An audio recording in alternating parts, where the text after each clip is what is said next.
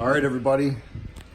This is the installation for the 2019 Hobie Passport 10.5. I'm going to install the 8-inch Hobie hatch at the back of the kayak.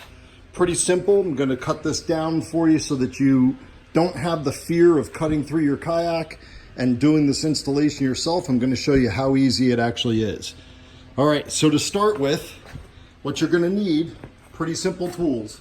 You're going to need a marker, a saber saw, and then a drill with a 1/2-inch drill bit, and then you're going to need a screw bit to go into the drill gun after you're done. Now, here's the package. This is the 8-inch hatch. That's it. I like this one from Hobie because it's reinforced. It's a lot stronger. It's better made than the aftermarket products that are out there. In the kit, it comes with the gasket, the backing plate, and also the stainless steel mounting screws. So here's what you're going to do. First, take the gasket and put it somewhere so that it's out of the way and it's not going to get damaged. Next, you're going to take the backing plate. It's over here. The backing plate is going to be mounted on the back of the Hobie kayak, just like this. All right, pretty simple. Now here's a trick that I need to show you so you don't screw up the size of the hole and then it causes you problems having to cut out a little bit more plastic than you needed. Look at the back of the trim ring. That needs to be put together like that. It's separated for a purpose. When I first got it out of the package, I thought it was broken. I was like, oh great, what happened?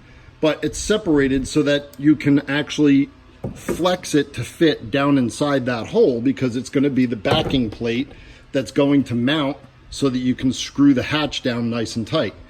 So check right here, put those together like that so that you have the full width of the diameter that's going to be able to be marked out with your marker. What I did was I just centered this like this. I hold on to the area where the split is. That keeps the ring down nice and tight. And then you can draw your marker hole where you're going to do your cutouts.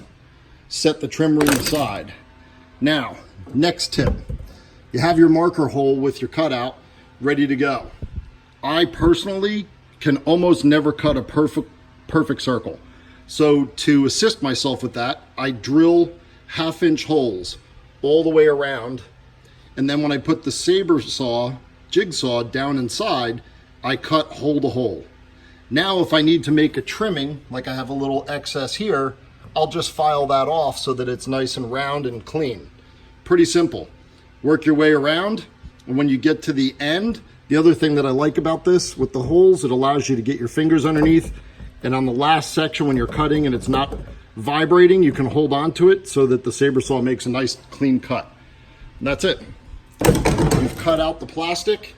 Now, shop vac time.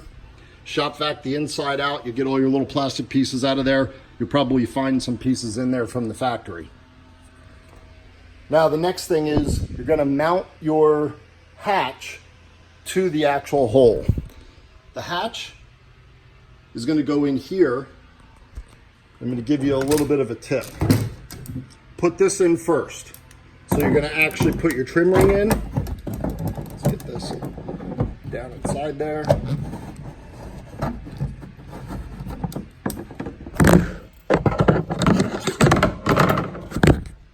Okay.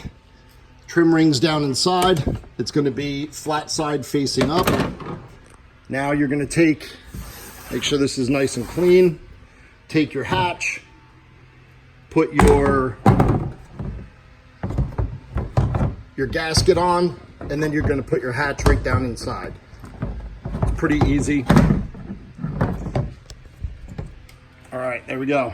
Hatch down inside, push it down nice and tight with the gasket in between the hatch and the plastic, and then no pilot holes. Put your screws in. They're going to be self-tapping screws. Line up your backing plate underneath. Get these holes lined up with those holes. What I do is the first one, drill through till you feel the tip inside, and then you can raise that backing plate up, and when you screw it in, it pulls the backing plate up nice and tight, and then you can manipulate it to line up with the other holes. And that's it. When you're done, you've got an extra storage hatch on the back of your Hobie Passport 10.5. And that's it, folks. Just a couple minor tools, nice clean installation. And that gives you more storage.